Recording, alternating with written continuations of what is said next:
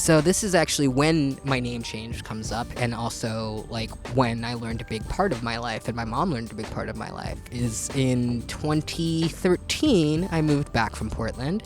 I gave it a year up there. There was a lot of racism up there, a lot of structural things that I didn't like, and I am a city person. I'm just quick. Like I'm a quick talker. I talk a lot. Like I'm not town folk.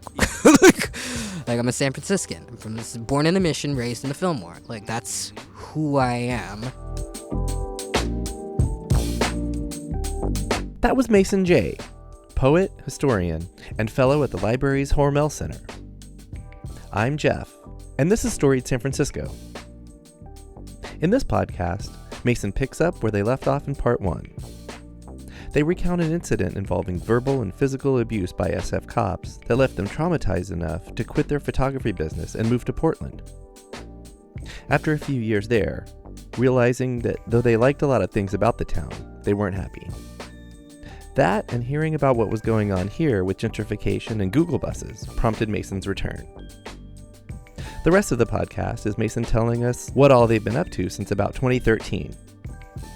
We end with her thoughts on what it means to still be here in San Francisco. Here's Mason. I know you said earlier that you brought some of the photography knowledge from being a young model. In addition to that, though, were you completely self-taught? Took a few classes at city colleges throughout California. Okay. San Francisco City College, Santa Barbara City College, Los Medanos, like all over, like classes I could take in, digital photography because I was new to that. I had only shot small format photography before that. And then, mostly self-taught and just observing things, loving photos, knowing things like color theory, having friends who are artists. I also have synesthesia, so I can see and hear and taste colors and sounds and numbers. So like I can almost... I'm trying to articulate it. I was trying to articulate this morning actually to someone else how I explain how it works, but I could almost just know. Like I can see numbers where lights are. Like each light represents a different number. So if I know a certain amount of numbers are in the frame when I'm holding the camera, I can anticipate what it'll look like. Wow. So it's like really mostly self-taught, and people were always like annoyed by that because I don't have a bunch of degrees. I haven't taken a bunch of courses. My gear isn't I didn't even finish. Yeah. I went to Brooks for a little while, so I did have some really formal training because Brooks, before it got bought out by a corporation, was a really good photo school on the West Coast. Right. Now it's like the Western Career College of Photography. And were you still writing during this? Yeah, I was indulging the delusion that I would become a photojournalist. And so I was like, I need to be good at talking to people. I need to be good at being around people and shit like that. And so I was still writing daily, still writing like my observations. All of my, well, not all of them, but a lot of my rolls of film have lines or things written about them to notate where I was or what I even ate that day when I shot, or like what the weather conditions were, or who I saw after I went out. Some might call it meta data. Yeah, it is for sure. Yeah. Like unnecessary metadata about what I'm seeing. Right. Because that's the archive. That's the archivist in me. So yeah, I did that, and then I was working here. I was dating someone who looked out of my league, and this is why I mentioned how I looked earlier, because this is where all my life changes. Okay. Is in 2010, I was out with my girlfriend at the time at Club 6. We were out for a New Year's Eve event that like our friends were even performing in. So it was cool. It was like big New Year's Eve, blah, blah, blah, blah. Keep in mind, this is the year after Oscar Grant dies. Right. So I'm actually a little nervous about even going out, but I'm still down to go out. I'm like, okay, like what's going to happen? We're going to a nightclub. It's not like I'm on a bar platform, whatever. Right. So it's also the first year we're all 21, so we're all a little more drunk than we should be. We're all like 4 young women in Club 6 getting turned on New Year's Eve, our first 21-year-old New Year's Eve in San Francisco, even though we've been It's funny because I had been straight edge till I was 19, but Okay. they had been drinking since they were teenagers. I was They were, going like, to say 14. babies. Yeah. Essentially, like from Look, where we are now, Yeah, babies. like they had 5 years of drinking under their belts. Okay. I had a year and a pre-genetic disposition to addiction. Correct. So I was equally caught up. Yes. And so we're hanging out, and this is something that even regardless of what gender I'm perceived as, I will not give up, and I think is a God-given right of any San Franciscan who chooses to take it, especially if they do not have the option to naturally stand to pee, is I pee publicly, like, relentlessly. Okay. Wherever I am, I don't care. Like, I don't care. Like, that law is, like, I consider laws suggestions Okay. in that regard. I mention this because this is context for the story. It's like a Bay Area thing. Like a lot of Bay Area women, femmes, we just piss places because there's like nowhere to piss to pee for us to pee. It's a thing. It's here. so like you just like. I've peed in here several times actually. I was gonna say maybe I've peed in this park, and I'm like I can tell you for a fact I have. Yeah. But like you just go. So my girlfriend was like, okay, the bathroom line's too long, let's go outside. And I'm like, oh yeah, like naturally, like duh. And tell folks where Club 6 is. Club 6 is on 6th and Market, around the corner, right across the street from what's now Pinnacle Coffee. Right. So, and I mentioned Pinnacle Coffee because it's a big part of the story. Or before it was Pinnacle Coffee, it was the barbershop, the school at that time. So yeah, we go outside. I go to pee first because I am notoriously quick at peeing because I have gender dysphoria and don't want people to see my fucking bits in the air. So I go pee, like I come back, like I'm buttoning, like I'm zipping up my little pants. I'm wearing a Brooks Brothers children's jacket, so I'm like trying to get it all like together because like I'm queer and I'm like I don't know how to be fancy in like heterosexual San Francisco. So like, what is the only thing that I have that I think I can wear? A Brooks Brothers children's jacket. That'll naturally. do it. And so I'm wearing Levi's denim Brooks Brothers children's jacket, and I think a Lucky Brand T-shirt, like a douchebag T-shirt. Wow. Like, check. Yeah, because I'm like, how do straight people dress? You nailed it. On New Year's Eve in 2010. Yeah. Like a suit jacket with a hoodie under it, a Lucky Brand shirt, and jeans. But you have to keep in mind I'm being read as a woman, and a woman of size. Right. So she goes to pee. She tosses me her purse because she doesn't want to get pee on her purse. Classy lady. And so as I'm holding her purse, I hear, "What business do you have with that woman?" out of my ear. And I'm like, what the fuck? Right. And I like ignored it because I'm like, what a rude fucking question. And I hear it again. "Hey, what business do you have with that woman?" And I turn around and it's two police officers. And this is 2010. This is 2010. Yeah. This is 2010. And so I'm like, what? They're like, "What business do you have with that fine ass bitch?" You, what business do you have with her? And I'm like, excuse me? And I just start chuckling. Like, because I'm also, like 3 adios motherfuckers deep. I've been waving my hands all night, dancing on my hot little girlfriend. I'm like, yeah, she's hot, duh. Like, she's close to 6 feet tall, stereotypically attractive, full-breasted white woman that a short, close to 200-pound queer person am with. And so the next thing I remember is my arm is quickly strung behind my back, my right arm, and I hear a pop, and I'm then thrown against the wall of Pinnacle Coffee, and then told to get up, and I realize at that point that my arm is likely dislocated, and so I can't hold my arm, so I'm holding my arm, and I'm feeling like almost like soup, like swimming around in the socket in there. And I'm holding that and I'm thinking, oh my God, what the fuck is happening? And at first I'm like, this isn't happening. And so I just start laughing. Like my natural trauma response is just to start laughing, which of course infuriates them. Yeah. And so they're like, give us your ID. What do you do? A million questions at once. I'm drunk also. And so I'm answering the questions because I'm a people person. I know about people. I know about talking to people, even dumbass police officers. And so I give them the answer. I don't give them the full line of what I do because at the time I'm also working for the city and county doing seminars teaching people how to work with queer and trans youth in the foster care system. So I say I work for the city. Okay. And they say, no, you don't. You work for the city. I said, I work for the city. They just say it confidently again. And then they run my stuff. And sure enough, because I am fingerprinted and da-da-da-da-da. Right. And because my photo job was all my cash job off the books, the only job I have on the books is the city. So the person on the dispatch says, she's who she says she is. Like really like almost annoyed. Like, yeah. You heard that. Like, yeah. And I hear it over the walkie-talkie. They instantly let me go.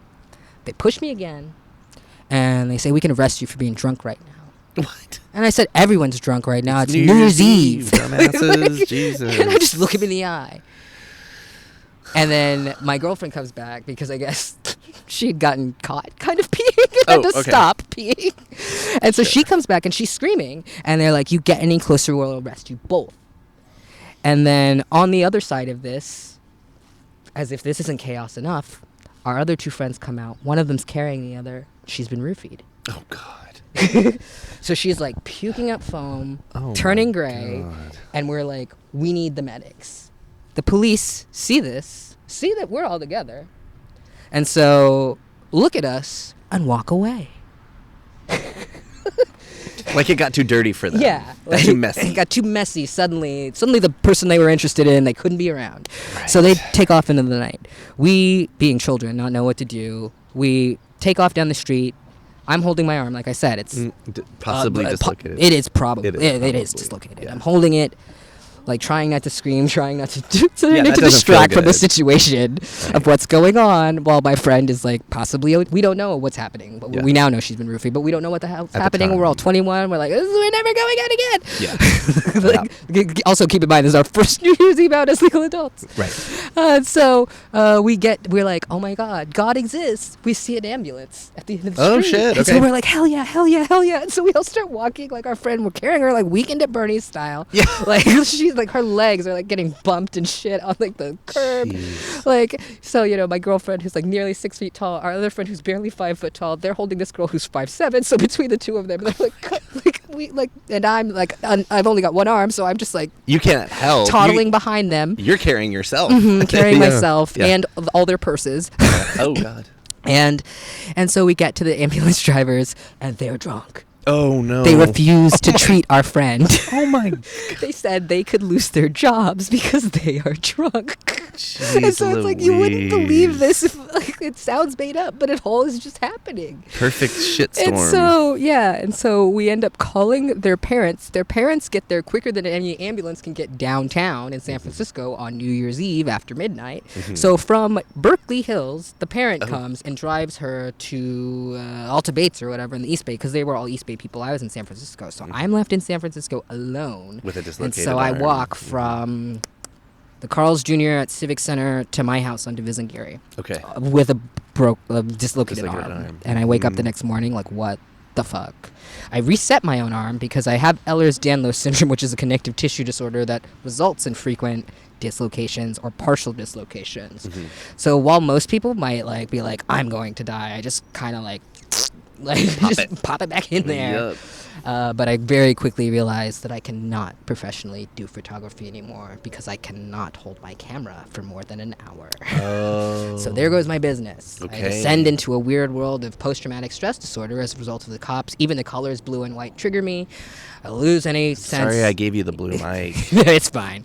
This is Shit. a fine shade of blue. But anything like that, you know, I'm also, you know, we're over 10 years out of that now. I've done a lot of work around that, like years and years of necessary work. Okay. But at the time, those first few years, could not. Yeah. And so I said I have to get out of San Francisco because police are everywhere in San Francisco. Yeah. So can you imagine trying to go a day without seeing the police? And if you saw them, it like put you into a full-blown panic attack. Right. And like I would stop hearing. I would stop seeing. I could not. And I had never experienced PTSD in that way. Yeah. Like I had experienced the trauma of being in a 2-year physically abusive relationship and had never even lost it like that. But you know, that something that dramatic, that jarring, that physically impactful to my career, my livelihood, my sanity, I was useless. And so I descended into like, you know, drinking all the time and just like being really bitter. And Did so you I leave the city? Or? This is what happened is I was like, I'm going to die if I don't leave. Yeah. And so in 2011 I left. I was like a year of just like being really miserable and sad and eating and drinking and going out and doing nothing and just like self-harm. Yeah, self-harm, but like also under the guise of community because I was always around queer gay people. So I was like, it's okay, I'm around people who love me. But like those people didn't love me. I was just around. And I like didn't even realize like, you know, the impact that even my trauma was having on other people. And so I was like, let me get the fuck out of here because I'm gonna die. Like I could feel it. I was like, I'm gonna die if I stay here in San Francisco. And where did you go? I moved to Portland, of all places. Way before everyone else. No. Well, I guess this was like I was part of the problem of moving to Portland because I moved there in 2011, but it was before Portlandia was filmed, so I will say that. Exactly. So I moved to Portland and I started mannying there, and I started learning what it was like to be seen as any kind of body presentation I wanted, because no one knew who I was in Portland. Right. Like, I'm born and raised in San Francisco. I can't go anywhere without knowing someone or knowing someone who knows me. Right. Like, at all. Yeah. That's just the nature of the city being so small, and me being in so many different crosshairs. Like, unlike a lot of San Franciscans, or even a lot of queer people, I don't just stay in the queer community. Like, I have friends who are straight, I have friends who are black, I have friends who are white, I have friends who are sex workers, I have friends who are fucking priests. Like the spectrum of sin and sinless are what makes me love living here. Yeah. Interacting with all the people who you should not be interacting is exactly who I want to interact with. So Portland was like a refresh. It was a reset, and it was like a social experiment, because I was like, I wonder if I have to keep living as a woman, because I unfortunately blamed myself for what happened, and I was like, I know that would not have happened if I was a man. Like, if I was seen as a man, I might have even been congratulated. Was it more that, at the time, in your mind, was it more that or your skin color? For you? It's both. Yeah, right. Yeah, like, because even if I had been a man of color, I would have actually maybe even been cheered on more for having like the white woman. Oh, she bad. Oh, how you get that? Like, dumb shit like that. Yeah. Like, but it was the compound. What like, a fucking losing. Yeah.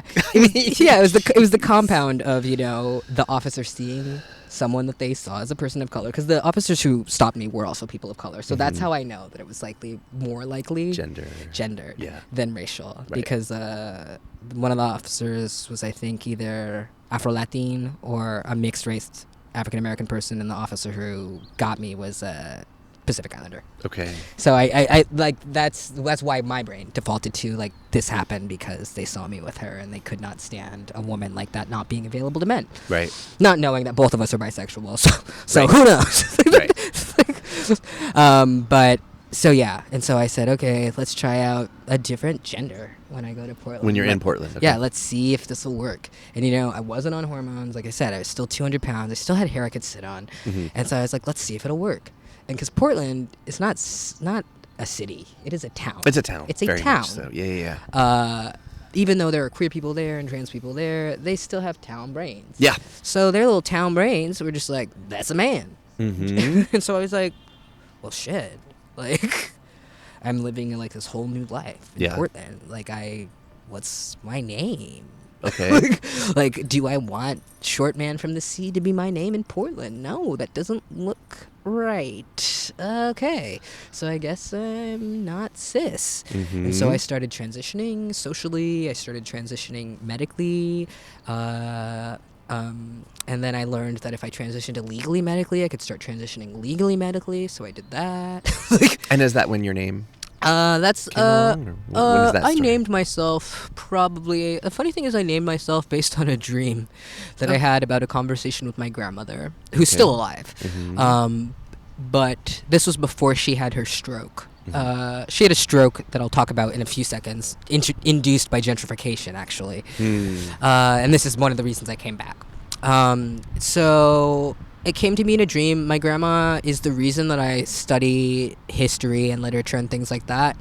She comes from a long line of academics. Her ancestors were the first Okinawan immigrants to Hawaii in the late 1800s. Oh, wow. In 1899. So academia has been a part of our family for as long as we can remember. History and knowing the history, because everyone erases the Okinawan migration history. Right. It's interesting because it was very similar to, like, almost Trump times. Is the reason the Okinawans came to Hawaii was there was basically fascist stuff going on in Japan and U.S. gentlemen's agreements happening to come over here. So it's like shady politics, no fascism, scene is set, people migrate. Colonial, like all of it. And so she came to the mainland in the late 40s, somehow was not interned.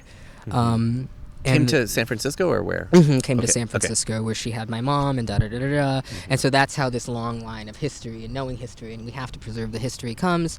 So I go to Portland and I say, okay, maybe I'll start working in history. I get an interest in archives when I'm in Portland because I spend a lot of time just trying to figure out what my gender is, what sexuality is, what biology is, even though I know these things, because at this point I'd already worked in a physiology lab. I had already had my own experience of having a chronically ill body from the time I was born, and things like that. So I was like, okay, I know more than the average just trans person who wants to medically transition. Let's see what's going on.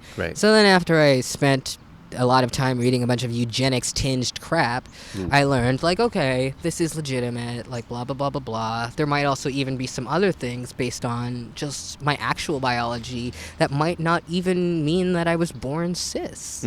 So this is actually when my name change comes up, and also, like, when I learned a big part of my life, and my mom learned a big part of my life, is in 2013, I moved back from Portland.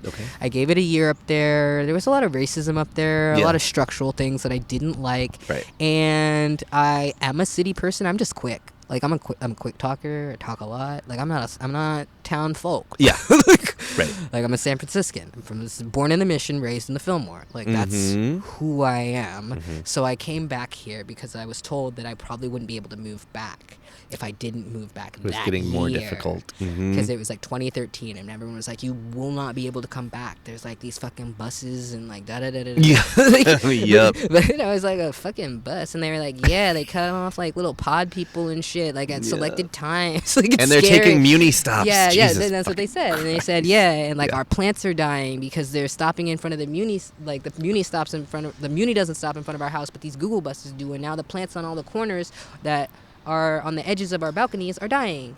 And I was like, what the fuck? Like, what?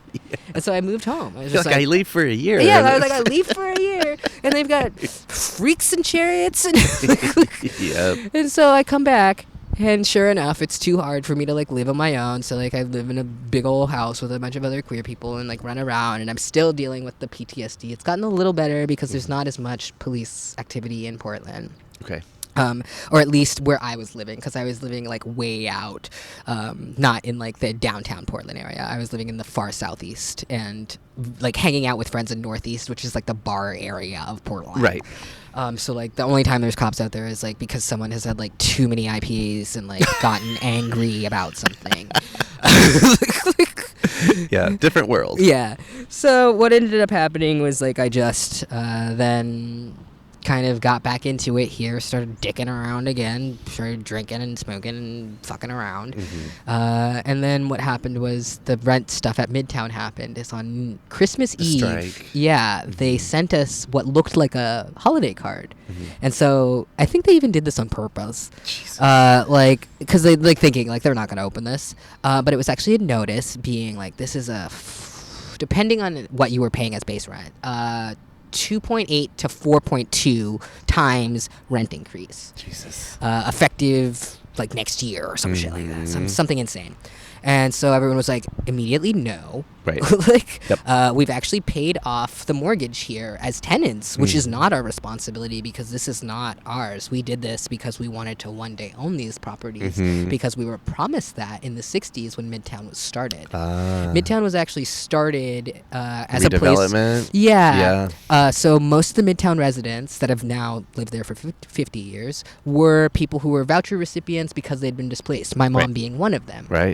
So they'd been displaced from other units throughout the Western Addition, the Haight, and what's now Hayes Valley, and like things like that. So it was like they all congregated there because those apartments failed as medical apartments. They were originally built to house Kaiser employees and Mount Zion employees, but nobody wants to live literally across the street from where they work. Because Mount Zion is 2 blocks down from Geary and DeVis, and you can literally see the Kaiser parking lot from Geary and DeVis. So no one wanted to work literally within eyesight of their home. And so they said, okay, let's give them to all these poor people that we've displaced. And so now 50 some years later. So they're our mayor from from her own neighborhood, her own district she grew up in, decides, fuck them folks. We gonna take these down because they're old decrepit units and they need to be fixed. Well, we're like, okay, you just spent several $1,000s redoing the entire stair sets on all the buildings. There's other things, yes, structurally they are. They haven't been redone since the 60s. Yes, they definitely could use work, but like, what is your plan for housing folks when you do that work? Right. No plan. What is your plan for the return rents when these projects are finished? No plan. Like, what are your plans for making sure we don't pay $4,000 in rent to live in these places that you claim are decrepit? No plan. This place that, like you said, by now, the residents should be owning. Yeah, so what happens is it starts stressing people out. Unfortunately, my grandma is one of those people it stressed out. It stresses out a tenant named Peggy Rose, who ends up having a stroke, who ends up not being able to return to her home, who ends up ultimately dying as a result of complications of ulcers and mold exposure as a result of living in the unit. Mr. Jose comes a little later, but he has mobility issues, so he's trying to get himself put from his second or third floor unit onto the first floor. He still has to go upstairs because Midtown is not ADA accessible because it was made before ADA existed. Right. So he's begging to just be moved. They're saying, okay, Mr. Jose, we'll move you, but you got to pay market rent. He says, how the fuck am I going to pay $3,000 for a one-bedroom apartment? Eventually, passes away as well. Once again, Miss Dorothy Smith. It starts showing mold symptoms, starts showing other symptoms, passes away in not the Nico, but whatever the hotel over there in Japantown is, while waiting for her apartment to be cleared of mold. So this series of deaths starts happening related to mold, related to heart, related to stress, related to peptic ulcers. All these things that one can only assume might be tied to the threat of a 2.8 to 4.2 rent increase to people who have been living in these rent-controlled units for upwards of 30 years. Yeah. So my grandma isn't one of the ones who passes away, and we can't say decidedly, but this is probably definitely a factor, ends up also having a hemorrhagic stroke, which then propels me into this idea of I now have to not only provide for my family, but provide for the city because I'm seeing it dissolve. Like for me, it became almost like a metaphor of like, when there's a pixel that doesn't work in a screen. All you can see is that pixel that doesn't work. For me, the pixel that made the screen bright was my grandmother's existence, my ability to have conversations with her. So watching people like Iris Canada get evicted and pass away, watching all the people in Midtown not get evicted but pass away as a result of preventable health issues or issues that could have only been exacerbated by like the negligence of our city government and the refusal to cooperate with tenants. So for me, it was like, now it's me versus these buses. And so I pivoted into like still drinking heavily, but drinking with a purpose. Okay. Of like destroying what people think is happening and showing them what's actually happening. And that's basically what led me to where I am today is, I eventually stopped drinking or eventually started drinking less, depending on which era I was in, because I pick up and drop the habit routinely, just like cigarettes. I pick up and drop habits all the time. Addictions. Yeah. Right. Is that I was like, okay, what do people not know about tech in the city? And like I said, I've been part computer since I was a child. I have this weird relationship with tech. It's like all my work revolves around tech. Everything I do revolves around tech. I love technology. I have been able to sit in rooms that I shouldn't belong in based on my love of tech all the time. I have been a part of some things that people now use every day. Like I was one of the people, not like the lone suggester, but there were several of us, but I was one of the people who helped suggest that comments exist on YouTube. Because I was one of the early YouTube bloggers back in 2007 and 2008. Okay. Like people were like, what the fuck is YouTube? I was like, it's gonna be big. People were like, you're stupid. No one cares about computers and videos on the internet. And I'm like, I swear. Segways are gonna be big. Yeah, they're like, segways are gonna be big. Actually, these stirrup pants that just came back from the 90s are a big trend. Like, what is it? Mini discs are gonna be big. No. Oh, yeah. Like, so yeah, I said this is gonna be big. YouTube's gonna be big, and things like all of the social media has been a real, because like I said, I'm community oriented. So I've been communicating with people all over the world since I was a child. Like I used to use ICQ to talk to people in Russia. There's another one. ICQ. Yeah. So all these ways I learned to communicate, and this is what allows me to do what I do now. And it's funny because it sounds like I'm rambling, but they all actually intersect. It's like eventually I end up meeting people that I've been talking to on the internet for 25 years. And they're like, I have a job for you. I have a gig for you. Or like right now, I am dealing with the fact that until a few weeks ago, the San Francisco, I guess, Grants for the Arts hadn't released my org's funding money since November. You mean the Hormel? Or? No. Sorry. The Radars. Radar. Not just Radar, though. Radar and 200 arts orgs, including the SF Symphony. Okay. Not just like tiny... It's not only that they're not paying teachers, they're not also not... No, until very recently, 200 arts orgs were either underfunded or had gone entirely unfunded. So I hopefully today, after this interview, will resolve all of that and get paid for the first time since December 1st. But what happened is, like, I've been sustaining myself based on, like, the contributions or the weird funds or the money that people send or the food that they drop off from all these interactions that I've had over this weird-ass life where I deal with, druggies and junkies and people of religious order and people in academia. And through all of that, I just kind of clawed my way through things, and that's what landed me at the Hormel Center. And when did that happen? I had joined a collective called Still Here, dealing with my AIDS war trauma, and like all the drug war trauma. Still Here is a collective of artists, mostly of color, but also not of color, who are born and raised or have lived in San Francisco for at least 35 years. Okay. And so it's people who've been here for a while, or those of, like, the core group of us is literally born and raised, and most of us still living here. So I think there's about like 35, 40 of us all together. Okay. And so I joined that collective to heal from like the AIDS war and the AIDS years, because I went to funerals like 10 times a week during all that time. Right. And so that's just kind of what led me to the Hormel Center. Is Christina, who's now the head of the Hormel Center, ironically, suggested I apply for the job. I was totally unqualified for the job. I don't have a master's degree in library science. I don't even have an undergrad degree. And I had no like academic like archives experience professionally. Like, I had been accessing archives since I was a child, but like I had never been trusted to do that in a professional capacity. But they were mostly wanted someone who understood social media and who could get people to know they existed, and I was like, those are things I know really well. And so I applied and beat out candidates from all over the country, I was told, to get the job. Right on. And so it was my first real job, because like I said, I've only had kind of jobs like working in an ice cream store, working in a science lab, conducting lab research on rats to learn their cortisol levels, a child model. I've never had a job that required me to even sit at a desk before. And I had gone my whole life, like I don't, and this is funny now, like, but it's like weird. It's like because I was raised in such a community way that I don't exist in capitalism like normal people. So I actually struggle existing in the world because I don't exist in capitalism. Like, I don't have a credit score. Right. Not good or bad. I just don't have one. Yeah, it just didn't happen.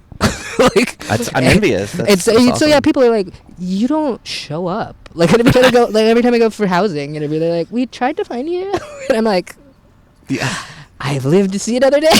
Totally. Like off the grid, but maybe. But in a city. I'm in the city, in the grid. But like in terms of like the financial existence, I've always just kind of worked with what I have. Like I don't have a savings account. I don't have a credit score. So awesome. But I'm also like always poor. But I'm also like always kind of working it out, making it happen. And so yeah, Hormel Center, that's essentially how we found you too 4 years ago. And so you saw me at the tail end of that. That was about a year after my grandma had her stroke, and so I had like committed myself fully to doing art, and I had been so publicly declarative with that art that's how I got noticed, and that's how I was even considered a possible candidate for this job was I had basically, like, I jokingly say I'd spent the time being the town crier as I'd gone around, like, talking about what had happened in the city. Right. Talking about one of my pet passions, which is the queer involvement of Jonestown. And so I talked about, like, I wrote a bunch of poems, like, personifying the voices of actual people who had, like, been at Jonestown. That's amazing. It's a story you don't hear. Yeah, you don't. Hear everything else about Jonestown. Yeah, you hear everything else, including don't drink the Kool-Aid when they actually drank Flavor Aid. It wasn't right. It wasn't Kool-Aid. Like, the whistleblower actually lived at Midtown and was a family friend of ours. There you go. Well, and so that's how... The church was over here on Fillmore, right? No, yeah, it was 2 blocks away from Midtown. And so that's how... Literally, she was the first oral history I ever did, actually, as I interviewed her when I was 8 years old for a school project about surviving Jonestown, because she survived. She not only was the whistleblower, but she went over there with Congressman Ryan and Jackie Spearer and all them, and she only survived because she played dead when they went to do the body checks. And she's also, just a really ferocious person, and, like, went over there because she knew things were not right, because she could tell they were not right intuitively, and they weren't. And so that's amazing. It's funny because I only talk about that so much and was only writing about it so much because I was seeing the parallels. Because if you look at the Hormel Center, or not the Hormel Center, the History Center at the SFPL, they have the Jonestown papers. Okay. You can read all their literature. It reads like anything we're putting out now about how we want to end fascism, how we want to make mutual aid a thing. They don't use those words, but they're saying all the same things. They're using communist literature. They're quoting Karl Marx. They're doing all these things that people are like, oh, those idiots who just drank Kool-Aid. And I'm like, you're actually the idiot if you say drank the Kool-Aid, because you're misreporting it. Like you drank the Kool-Aid. Yep. They drank Flavor in the name of communism, and they were forced to. Yep. And so, like, I was, like I said, running around the city saying all these tragedies that had happened, and people were like, oh my God, people are dealing with this? And I was like, yes. Yeah. And then people were like, oh, now we want to hire you to do things. And so that's where I am now. Can you breeze us through the last 4 years then, since you and I met? And then I've got something I'd love to end on. Yeah. After that. Because we are at the end of this. The last 4 years have looked like me coming into my own as a writer. I put out my first chapbook, which is nominated for a Lammy. I'm shortlisted, so I'm very proud of that. Nice. There were over 2,300 submissions this year, and there's only 25 categories that are narrowed down to 5 books in each category, and I'm one of those 5 books and one of those 24. Yeah. Okay. So awesome. I'm pretty proud of that because it's the first work I put out. I've had COVID twice. I now coach patients on dealing with long COVID using herbalism and, like, natural foods instead of using Western medicine.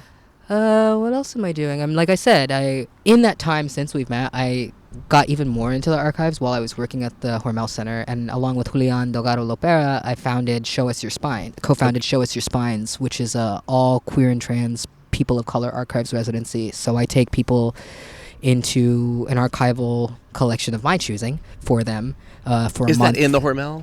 Or is it in the archives? It's either. Okay. They both work on site, or they, in some cases for the pandemic, we had to switch to remote. So I was literally delivering, like, hand sanitized books with gloves on for parts of the pandemic to people's doorsteps. But yeah, it's mostly on site. And now that we're back up, it will resume being on site, and we'll resume having public readings. So that's basically the past 4 years. I joined the board at the GLBT Historical Society to put a little color there. I worked with the Transgender District doing kind of location mapping, again using archives.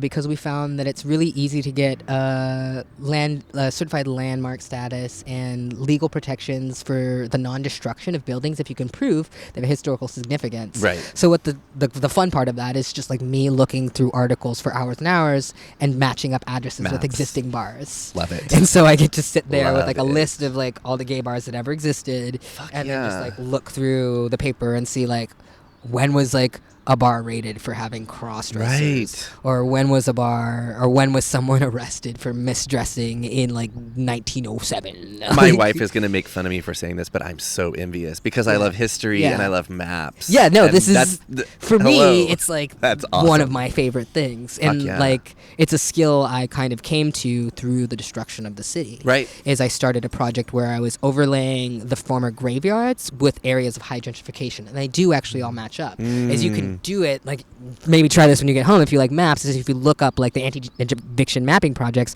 gentrification map, and you pull up a map of old graveyards, you can basically place them on top of each other and see where the money flows. And so it's just this weird thing. So I continue to work with maps. I wrote a few poems for my friends who I lost in Ghost Ship that did pretty well. I've been writing ongoingly about the pandemic and the ongoing housing crisis, and I'm now excitedly moving into my own place soon. Oh, cool. Once money gets settled, because of like really awesome things like what is it called? The trans housing subsidy I have through our Trans Home SF has like literally changed my life, and also like a guaranteed income from YBCA. So it's like I've got these kind of ways that I'm using my connections to string, even though I technically can't afford to be a San Franciscan, I'm making it. I'm like, I'm going to be a San Franciscan. Yeah. Well, you could be like, well, this shouldn't be happening to me, but also the situation in San Francisco should not be happening. Well, that's the funny thing is, like, I make, like, once I finally do get paid, I will make enough that I should be able to rent here, but it's difficult. It's really strange. It's all the places I'm looking at are looking at least $1,800 a month, even for a 350 square foot spot. Yeah. And I'm just like, Well, so kind of on that topic, and then you've mentioned the Still Here. Is it a collective, you said? I call it a collective, but we are a family. We are literally a chosen family, and we refer to each other as family and like get together like family. It's a collective that has actually become a family. I say collective because there are people who are not members of it who are a part of our midst. Right. Well, so coming at it from so many different angles, gentrification, displacement, the same thing, queer communities, communities of color, COVID, all that stuff. Our theme on the show this year is We're Still Here. What does that mean to you to still be here in San Francisco? I mean, you've taken us through the journey. Yeah, no, I think it means a lot. I feel like I don't take it lightly. I used to feel like it was a chore and a duty because San Franciscans are, especially local San Franciscans, are talked about like unicorns, like you don't exist, you're not real. And so for a long time it was like, am I real? Is my experience real? Because no, not even funnily, because people disappear. Like you don't, like even the people you would shoot the shit about how real things were like or how things are disappearing with, those people are gone. Those people either OD or they get moved away or they become clinically depressed after they have to help their parents move out of their childhood home. Like these are actual things that started happening to me. So I was like, wow, this does suck, but like I'm still doing it. How am I still doing it? I continue to still do it because I'm like almost stubbornly here. Like every time someone has been like, move, get out of the way, I'm like, absolutely not. I'm just like so not ready to hear it. And I have, maybe because like just circles back to being taught autonomy and boundaries as a child, is that I know that there is a place for me. That regardless of whether people tell me like I belong in a place, I know that I belong in a place. Any place that I decide to put myself in is a place I belong. Because like I said, I don't play games I don't play to win. I don't show up places just to show up in them. Like, God, no. I show up to places even if they make me uncomfortable, even if I don't want to be in them, even if I hate everyone in the room. I show up in the places that I need to be in because people are told they don't need to be in them and they don't show up in them. And so that's how those places continue to keep people out of them. Is, you know, if a bar has like a crappy dress code that I don't like or agree with, that says something like no sports gear, you know, like I can't wear my Giants hat in the bar. Right. Like, fuck off. Like, well, fine. I'll wear a 3-piece suit and then I'll come and I'll set up my own charcuterie set as I sit at the bar. Like no, and that's something like I've actually done. Like I will do shit like that. Like if you're like, oh, you want to just, okay. Like I'm in a 3-piece suit. I'll play your game. Play the fuck out of your game. No, I thought we were friends here. Like, right. You know, like I will do shit like that because I I get a rise out of it. Like I get such joy out of making them mad because they don't want to see me able to exist in their environment. You know, they assume like, oh, this motherfucker who we're trying to keep out because he always wears Giants gear and sports gear and stuff like that, he really don't own a suit. And I'm like, no, I own a suit. I'll wear the suit. I'll bring the thing. I'll order a drink. I'll ask for a liquor I know you don't have to make you feel inadequate. Like, I will do these things that you do to make me feel dumb in my own hometown. because I know this. And sometimes it works out that, like, I end up knowing someone who works there. That happened to me recently. I was at some place, I think Mercurio in the Mission, some like bar that I would never have set foot in before, but I went into for like a reunion from all people from San Francisco, and I was like, why are we meeting here? Yeah. And they were like, oh, one of our friends is behind the bar, and I was like, okay. Fair enough. So like, yeah. So that's it. That's how I stay here as I continue to not only embrace the parts of the culture that are absolutely literally destroying my city, because that fully rejecting them is actually harder than embracing parts of them. Like, that's the thing. It's like there's no way to pretend that they don't exist here. And that's how people often get pushed out, is they're like, it doesn't exist. I don't acknowledge it. I don't let it be real. And that's when, almost like Punch and Judy, like you get hit over the head with like the mallet. Like, is there like waiting on you? Because that's all gentrification is it's a long stun. Like, that's what gentrification does. It visually changes the landscape so you cannot recognize the street that you're on, and you're like, where am I? It changes the people in it so you cannot say, hey, where'd that thing that we know go? And then it stuns you, and then you either fall or you get up and you run around. You're like, oh shit, I've been shocked. And so that's what happens to me, is most people fall. But those of us who are still here, like, we're just like, oh shit, time to run around. We're electrified. Actually, that's how I stay here. That's what it means to be here, is to be constantly electrified by the chaos and the loss of the city.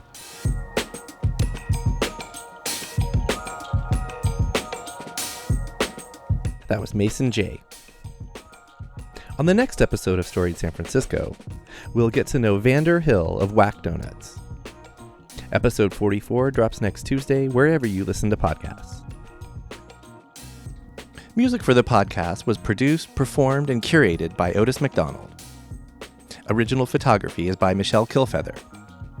Aaron Lim of Bitch Talk Podcast is our contributing producer.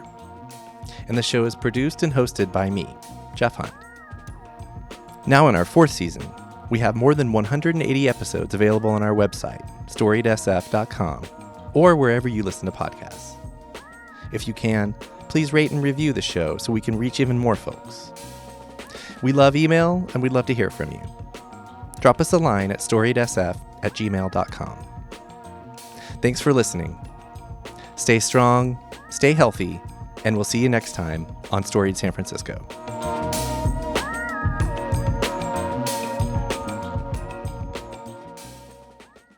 This podcast is a proud member of the BFF.FM podcast network.